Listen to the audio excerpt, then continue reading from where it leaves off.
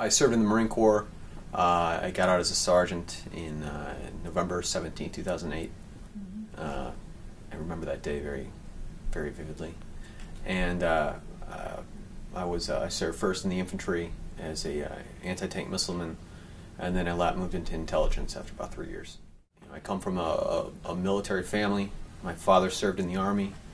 My grandfather's a Marine fighter pilot, fought in the South Pacific.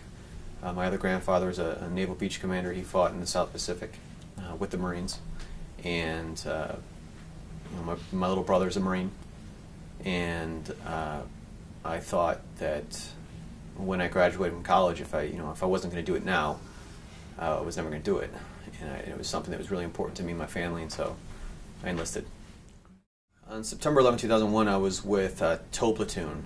It's an anti-tank platoon that belongs to 24th Marines in Kansas City. And I remember getting the phone call. I remember waking up in the morning and hearing that the towers have been knocked down. One of them had been knocked down at that point. And I remember just surging anger. The Afghanistan war came. They sent in the Rangers, and my unit never got called up. And then Iraq started to ramp up, and my unit didn't call up, and I really wanted to go. So I actually took a job as a civilian over in Iraq to get there, and I arrived in Iraq in January of 2004. I was an intel analyst. I was conducting counterterrorism investigations across Iraq. Well, I worked directly in support of the military.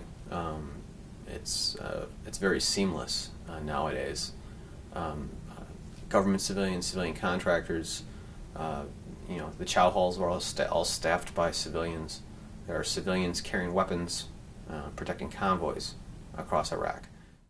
Team Rubicon is here at the Clinton Global Initiative to participate in a panel about veteran reintegration.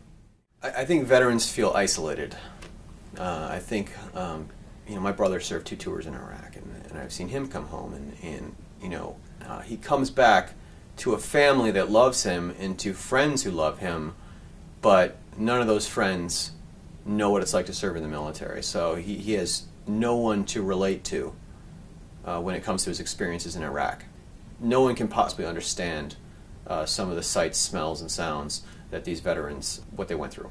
Okay, and so I think many veterans are feeling isolated.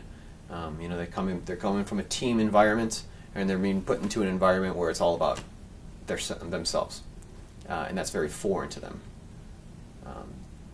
They're not used to saying "I" a lot.